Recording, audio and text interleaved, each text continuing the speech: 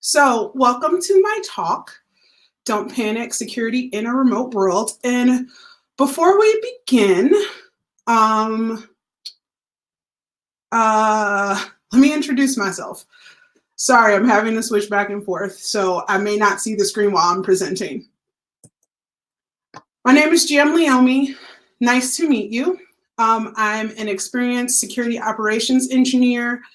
I've worked in the tech field for over 15 years, including at all of your faves. I'm also available for hire. My pronouns are they, them, and I aspire to be Garnet from Steven Universe. So the overview of the talk is basically we're going to explain some security terms and also show how some of the security that people do are how some of the things sorry y'all, explain how some of the security stuff that you already do happens. Talking about the different remote styles and like the difference between the remote world we were in prior to this and the one we're in now, as well as security tips moving forward. So with all that being said, let's jump in.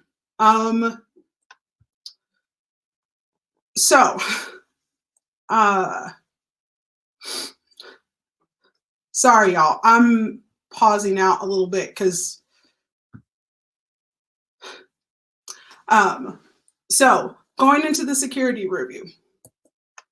I know a whole lot of people have seen this slide in previous talks, but as I have brought up before, like the technologies and processes change, but the principles kind of always stay the same. So I'm going to go over this to show how a lot of what we do in our day-to-day is actually security. So what you're looking at right now is what's called the security triad. And these are interdependent components of it. So both of them, so all three of them can be used simultaneously. So going into the first thing, availability. For any information system to serve its purpose, the information must be available when it's needed. For most people, that means has to be up. Obviously, the service has to be up and available, and it also has to be fast. So that means ensuring uptime and making sure, if at all possible, the people can get their resources as fast as needed. The second is integrity, that a system and its data are not manipulated for unauthorized functionality or alteration. That means things are repeatable and standardized and auditable and processed. So that means being able to make sure that the process and accessibility you're providing to that system, that they're repeatable and standardized. That way you can start, like in the world of DevOps, automating them. By making them repeatable and standardized, you also are able to make sure that they're auditable and processed, such that you can find out when something goes wrong or somebody makes an unauthorized functionality or alteration. So it makes incident response much quicker. The last one is confidentiality, which is the requirement that private or confidential information not be disclosed to unauthorized individuals. Now, some people might see that as security trying to be like, oh, let's lock everything down so nobody can get their work done, and that's just the way that it is. And the way that I see it is that we want to make things controlled so that we're obviously not, providing a free-for-all, but we don't want it to be siloed and stop people from doing their work. And the only way that we can ensure that is by being collaborative and being partners with security. So with all of that being said, let's talk about prior remote versus stay home remote.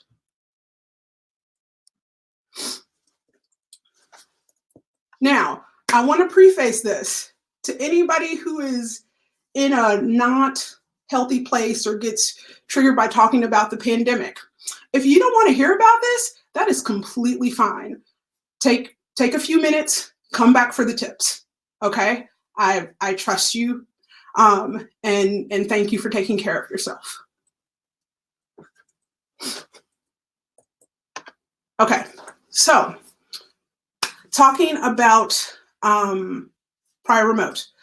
In prior remote for businesses, I think the three things that businesses were doing in terms of security was keeping services up, keeping data and services for users and employees safe and secure, and doing this over multiple environments. And when I say multiple environments, it's being over like different locations, different types of networks, different countries. So there's different regulations. But the one thing to keep in mind here, is that all of these really match up well to the triad.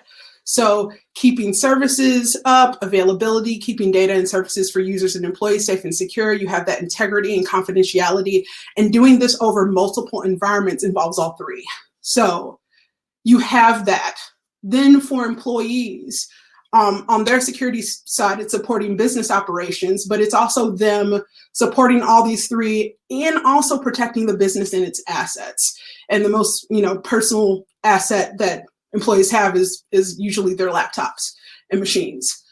But with this, remote employees usually have the flexibility of doing it anywhere. They have that in their control of whether it's, working from home or working from co-working spaces, cafes. I've even worked in a park as well. So you have those collaborative things going on as well. But that's, speaking from my experience as a remote employee. Now, juxtapose this with stay-at-home remote.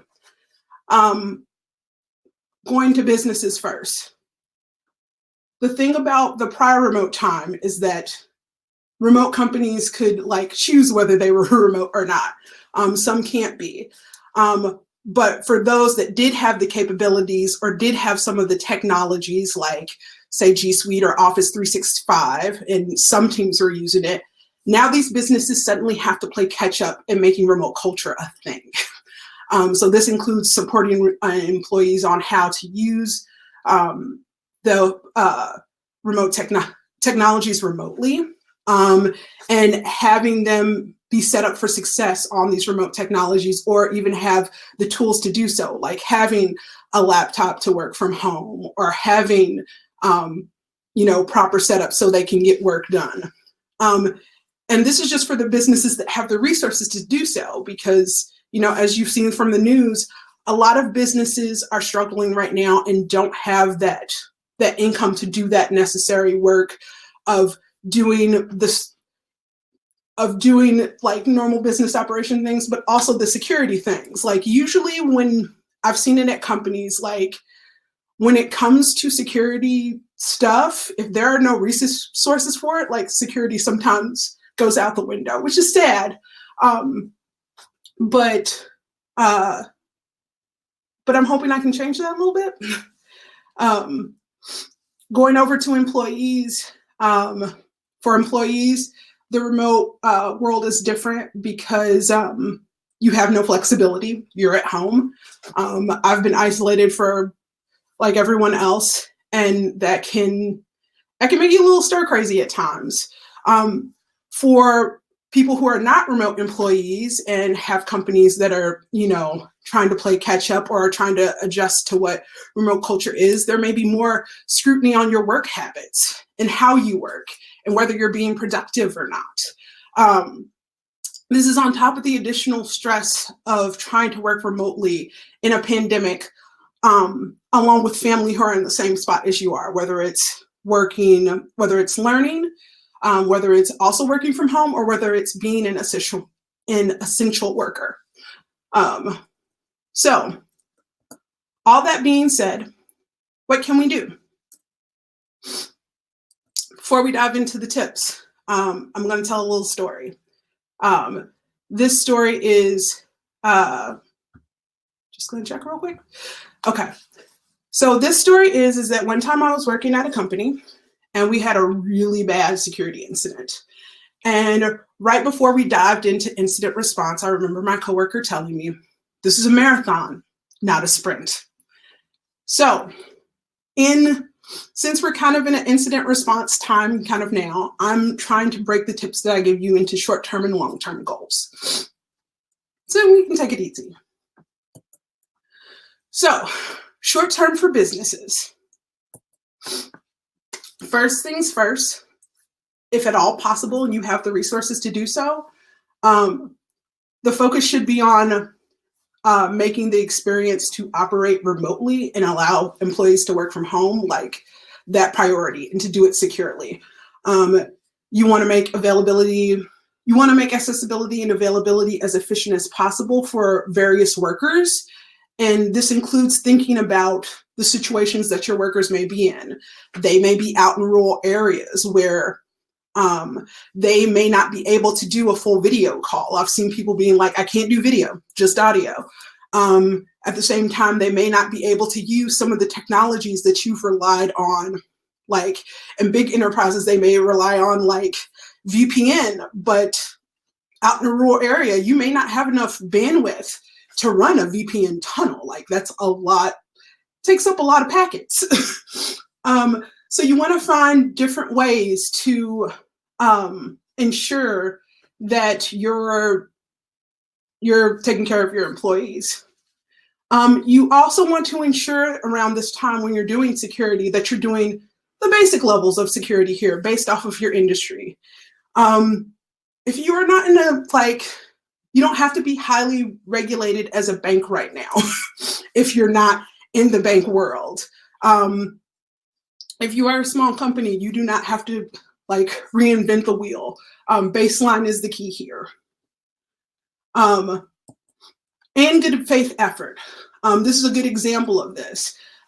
This is from HHS's Office of Civil Rights, so our health department in the federal government, talking about telehealth and HIPAA during COVID-19 and being more lax on what is acceptable.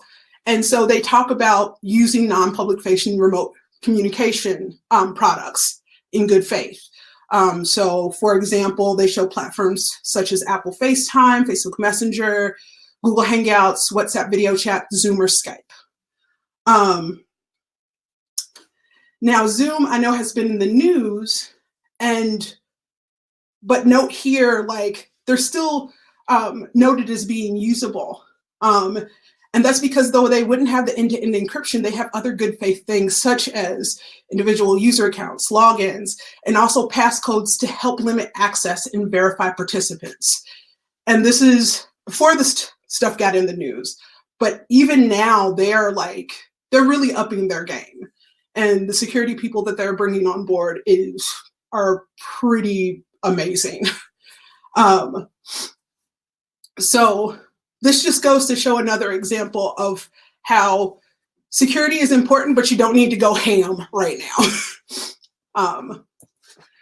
You also, again, want to prepare for the unexpected. Again, going back to supporting your workers in various types of things.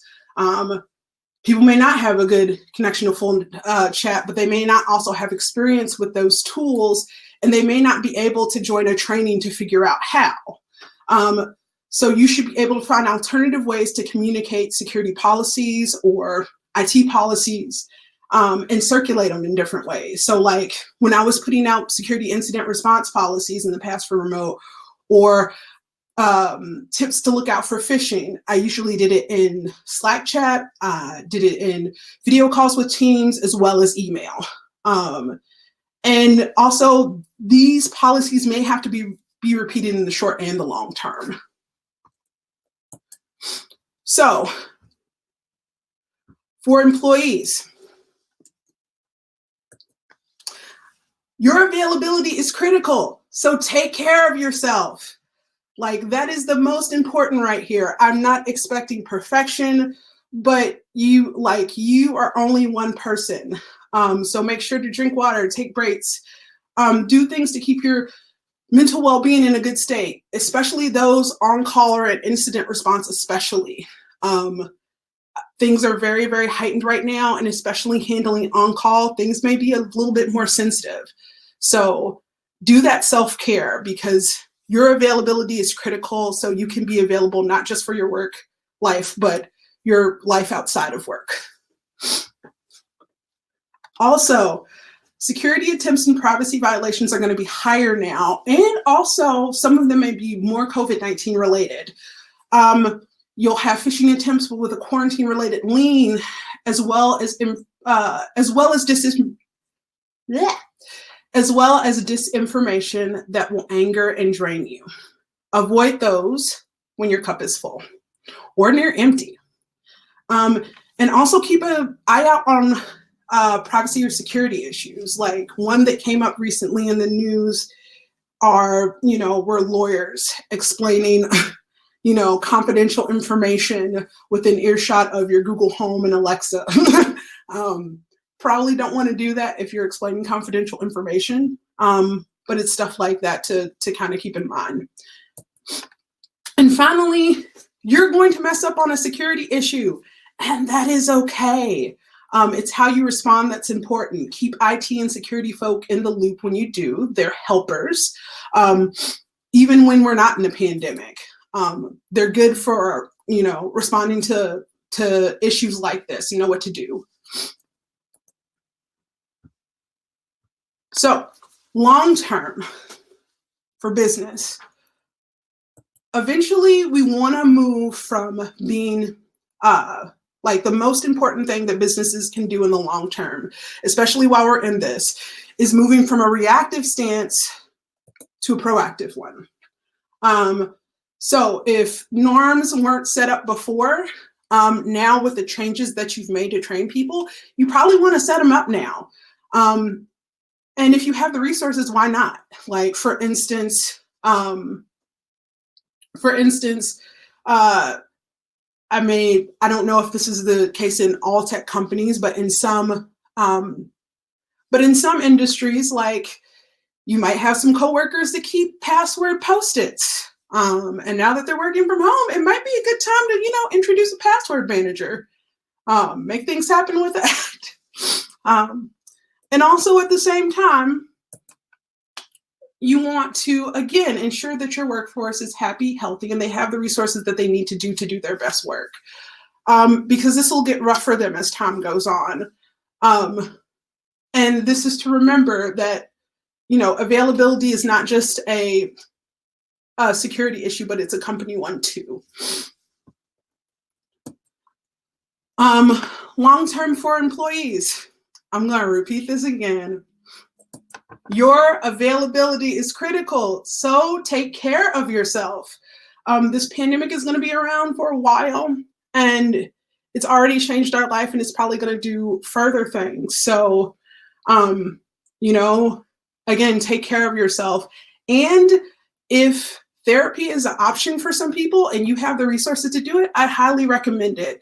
This is going to be a very traumatic time for some people. And I know for me personally, like, I'm even finding a therapist right now to be very therapeutic to process some stuff out. So again, take care of yourself. The second thing is to, if you have any interest, learn how to be a good security partner and collaborator, and learn how to engineer things with security in mind. And also, if you're interested in like how to have better security hygiene for you and your family, wouldn't be too bad to do either. So that was my talk.